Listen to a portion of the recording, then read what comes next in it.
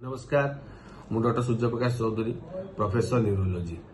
आज नवेम्बर 17 तारिख national epilepsy day किंबा जातीय अपस्मार दिवस। आज दिन में आमर आह्वान है साधारण जनता दर्शक माने जानतु अपस्मार कौन केमिति चिकित्सा करेंगे केमिति यहाँ प्रतिकार करेंगे। अपस्मार गोटे रोग जोटा कि ब्रेन किसी समस्या किंबा मस्तिष्क की समस्या हवा द्वारा अपस्मार रोग होता है। मुख्यतः आम तीन भाग में विभक्त कर गोटे हूँ जेनरलाइज्ड एपिलेप्सी, फोकाल एपिलेप्सी एवं एपिलेप्सी ऑफ अननोन ओरिजिन। जदि ब्रेन संपूर्ण ब्रेन रे किंबा अधिकांश ब्रेन रे जदि कौन समस्या है लोक को बात किंबा अपस्मार होता है फिट्स होता है तो आम जेनरलाइज्ड एपिलेप्सी कही था। जदि किसी अंश किंबा गोटाए जगार अल्प अंश ब्रेन रे किसी समस्या है लोक को फिट्स किंबा अपस्मार होता है तो यहाँ आम फोकाल एपिलेप्सी कही था। बहुत समय विभिन्न इन्वेस्टिगेशन हैला परे भी गोटे लोकर बात किंबा फिट्स कारण जना न था तो से जगह आम एपिलेप्सी ऑफ अननोन ओरिजिन कही था। साधारणतः जदि दुई थर गोटे लोक को फिट्स आसे किंबा कन्वल्सन आसे तो सेटा आम एपिलेप्सी कही था एवं सेटा गोटे इंडिकेशन जोटा कि इमिडिएट किंबा यथाशीघ्र चिकित्सार आवश्यकता पड़ पारे। तेणु केमी जानवे आप फिट्स अटैक हो एपिलेप्सी हो प्रथम जिन हूँ यहाँ गोटे रोग जोटा कि कम समय रहे short time short lasting maximum 2 ରୁ 5 मिनिट रहे बेले बेले बढ़ी बढ़ी 30 मिनिट पर्यंत हो पारे। तो जब कौन कम समय न्यूरोलॉजिकल रोग देखा दूसरी तो कौट ना कौट से गोटे फिट्स लक्षण हो पारे। साधारण भाषा कहवा गले जदि गोटे लोक हठात मूर्छा हो जाऊँगी गोड़ हाथ बंका हो जाऊँगी गोड़ हाथ थरउची कि बाड़े होउची मुह बंका हो जाऊँगी मुहर फेण बाहर आखि उपर चढ़ी जाऊँगी तो सेटा गोटे कॉमन जेनरलाइज्ड टॉनिक क्लॉनिक सीजर लक्षण हो पारे। अन्य किसी फिट्स अच्छी जो गोटे लोकटी किस समय अंधार देखादवा आबाक हो रही हठात किस समय हाथ गोड़ झटका मारदवा कि हाथ गोड़ कौन सडन जिन गली पड़ा हाथ गोड़ किस समय बधिरा लगे कि झिमझिम लगी किस समय हाथ गोड़ दुर्बल हो आखि की झापसा देखा।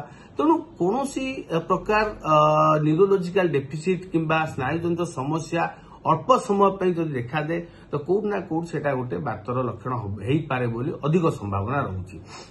तेणु जदि यह समस्या आपण पाखे कौन परिवार हूँ सांगसाथी कौन लोक देखुं तो विलंब कहतुनि यथाशीघ्र डाक्तर पाखक नहीं ट्रिटमेंट आरंभ कर आम कि सीटी स्कैन एमआरआई ईईजी और इन्वेस्टिगेशन आम जापर जे फिट्स ना कौन फिट्स होती।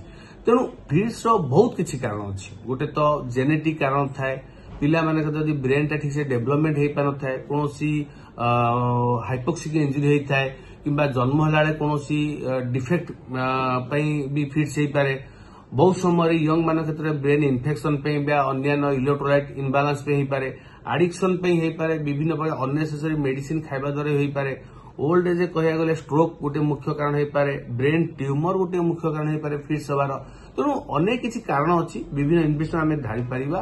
तेणु जदि क्या देखा दो तो इमिडिएट ट्रिटमेंट कराटा हूँ निहाती आवश्यक। एवं गोटे मूल कथा कहबी जो लोक मन धारणा अच्छी फिट्स किंबा अपस्मार रोग के भल हुए से संपूर्ण भाव भूल धारणा। वर्तमान साइंस बहुत डेभलप करिगला न्यूरोलॉजिकल मेडिसिन बहुत आसीगला आम पाखे बहुत किसी एंटी एपिलेप्टिक मेडिसिन अच्छी एंटी सीजर मेडिकेशन अच्छी जोटा कि कम साइड इफेक्ट एवं कम साइड इफेक्ट द्वारा रोग संपूर्ण भल हो जाऊँगी।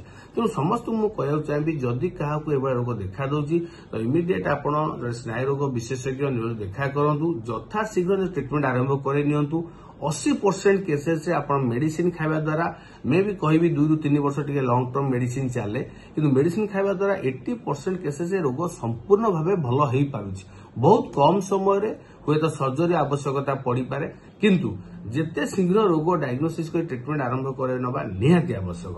तेणु आप विलंब न कर शीघ्र ट्रिटमेंट आरंभ कर आज दिन में बार्ता रहा अपस्मार कौन आप जानिले विलंब न करी जो लोक मन में धारणा रोचे जे रोग केबे भल हबनी विभिन्न प्रकार सी झड़ा फुंका गुणी गारेड़ी फिट्स है बेले क्या चामच मुहरे पुरेबा चप्पल बाड़ेबा हाथ में गोड़े कंटा फोड़ा ये सब जो प्रकार चिकित्सा कर दूरे रुहतु बेसी किसी पैनिक हुंतुनी जहाँ फिट्स हो कड़माड़ी शुए दिंतु विभिन्न प्रकार जिनस टी दूरे रखु जमी लोक इंजुरी न हो पारे खोला पवन छाड़िया दिंतु ऑटोमेटिक 2-3 मिनिट में ठीक हो ठीक है यथाशीघ्र हस्पिटाल डाक्तर देखा करूँ और निज ट्रिटमेंट आरंभ करूँ। जमी मुझे कहली इमिडिएट ट्रिटमेंट कले संपूर्ण रूपे भल हो पार।